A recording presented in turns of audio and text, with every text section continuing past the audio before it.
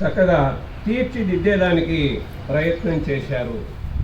అలాగే బాల గంగాధర్ తిలక్ గారు, ఆయన భారత జాతీయ ఉద్యమానికి పిత, తండ్రిలాగా ఉండి ఆయన మనల్ని కూడా ఆ దేశ నాయకులందరినీ, స్వాతంత్ర యోధులందరినీ కూడా నడిపించారు.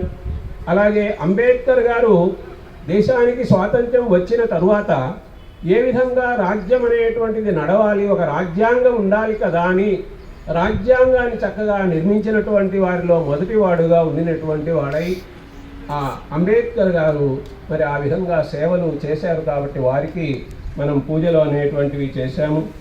అలాగే పటేల్ గారు ఉక్కు మనిషి అనేటువంటి పేరుతో, ధైర్యమునకు మారు పేరు అనేటువంటి భావనతో ఆయన మన దేశంలో పోరాటములు సల్పినటువంటి మహనీయుడు. అలాగే వివేకానంద స్వామి, మన భారతదేశం ఎంతో గొప్పది, పుణ్యభూమి, కర్మభూమి, త్యాగభూమి, దేవభూమి అంటూ భారతదేశం యొక్క గొప్పతనాన్ని, వేదాలు ఇక్కడే పుట్టాయి, మహాత్ములు ఎంతోమంది ఇక్కడే పుట్టారు, దేశభక్తులు ఎంతోమంది దేశం స్వాతంత్ర్యం కోసం పోరాడినారు, భారతదేశం ఎంతో గొప్పది అంటూ ఇతర దేశాల్లో కూడా, అమెరికాలో కూడా చికాగో వెళ్ళి సర్వమత మహాసభ అనేటువంటి ఆ సభలో భారతదేశం యొక్క ఆధ్యాత్మికమైనటువంటి విషయాలన్నింటినీ గొప్పగా వివరించి భారతదేశ గొప్పతనాన్ని అక్కడ అందరికీ తెలిసేటట్టుగా చేశారు స్వామి వివేకానంద.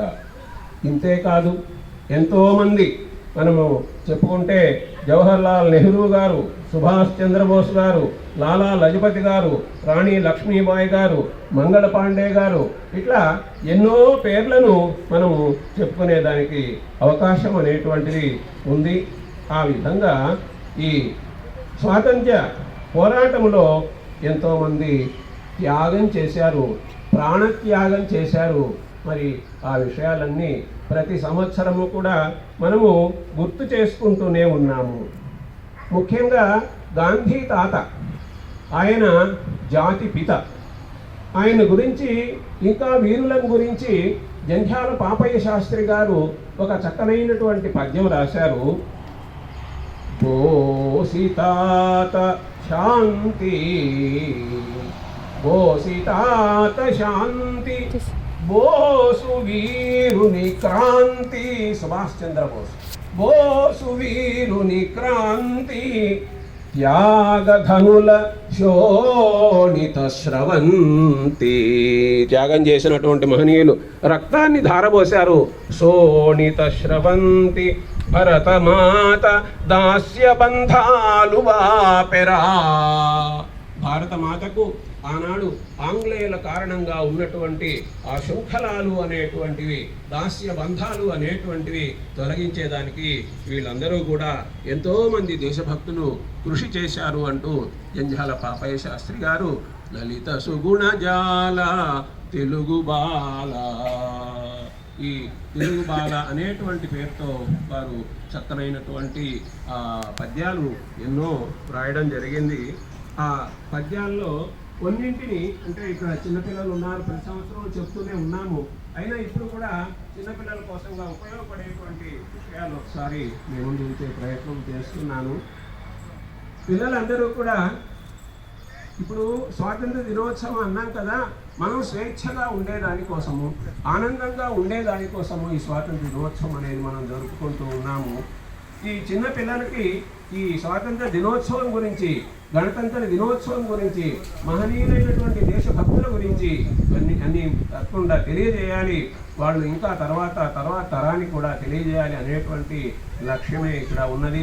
ఆ లక్ష్యంతోనే మన అక్కరాజు పద్మనాభరావు గారు ప్రత్యేకంగా ఈ రెండు కార్యక్రమాలు, గణతంత్ర దినోత్సవం, స్వాతంత్ర దినోత్సవం అనేటువంటిది అని ప్రత్యేకమైనటువంటి శ్రద్ధతో వారి కుటుంబ సభ్యులు అందరూ కూడా విచ్చేసి చక్కగా ఇక్కడ అలంకరణ ఇవన్నీ కూడా చేసి ఈ కార్యక్రమాన్ని దిగ్విజయం చేస్తూ ఉన్నారు. ఈ కార్యక్రమానికి ఎంతోమంది మహనీయులు వచ్చారు, అందరూ కూడా పుష్పమాలలు అలంకరించారు దేశభక్తులందరికీ కూడా.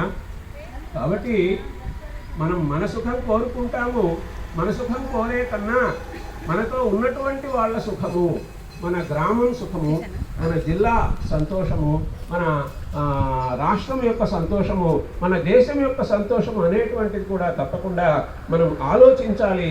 ఆ విధంగా మనం పాటుపడాలి అని ఈ జంధ్యాల పాపయ్య శాస్త్రి గారు అంటున్నారు. దేశ సేవ కంటే దేవతార్చన లేదు, స్వార్థపరత కంటే చావు లేదు, సానుభూతి కంటే స్వర్గంబు లేదురా, లలిత సుగుణ జాల తెలుగు బాల.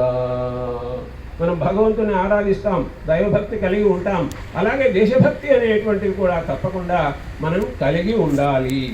అలాగే స్వార్థం అనేది అంటే నేనొక్కడే బాగుండాలి అనేటువంటి ఆలోచన తగ్గించుకొని తోటే ఉన్నటువంటి వాళ్ళు కూడా సంతోషంగా ఉండాలి అనే ఆలోచనతో ఉండాలి. దేశం అంటే మట్టి కాదోయ్, దేశం అంటే మనుషులోయ్, సొంత లాభం కొంత మానుక పొరుగు వానికి తోడుపడవోయ్ అంటూ గురజాడ గారు చక్కగా మనకు ఒక మంచి గేయాన్ని కూడా ఇవ్వడం అనేటువంటిది జరిగింది. ముఖ్యంగా అందరికీ కావలసిన గుణాలు, ముఖ్యంగా చిన్నపిల్లలు నేర్చుకోవలసినటువంటి గుణాలు ఈ పాపయ్య శాస్త్రి గారు చెప్తున్నారు. వినయం ఉండాలి, అలాగే రుజుస్వభావం అనేది ఉండాలి, అలాగే ధైర్యం ఉండాలి, పట్టుదల ఉండాలి, సత్యాన్ని మాట్లాడాలి. వీటన్నిటితో పాటుగా దేశభక్తి అనేటువంటిది కూడా తప్పకుండా ఉండాలి. భారతదేశాన్ని ప్రేమించాలి, ఆరాధించాలి, భారత్ మాతాకి జై అనేదానికి ముందు నిలబడాలి. వినయము, ఆర్జవంబు, వీరత్వము, అనుకంప, దీక్ష, సత్యసూక్తి, దేశభక్తి, దేశభక్తి మండనములు ఇవి మంచి విద్యార్థికి. ఉత్తమమైన విద్యార్థి, మంచి విద్యార్థి అని పేరు ఎప్పుడు వస్తుందంటే దేశభక్తి కూడా కలిగి ఉన్నప్పుడే, ఇప్పుడు చెప్పిన సుగుణాలన్నీ చక్కగా కలిగి ఉన్నప్పుడే అనేటువంటిది మనం తప్పకుండా ఆలోచించవలసినటువంటి అవసరం అనేటువంటిది ఉన్నది.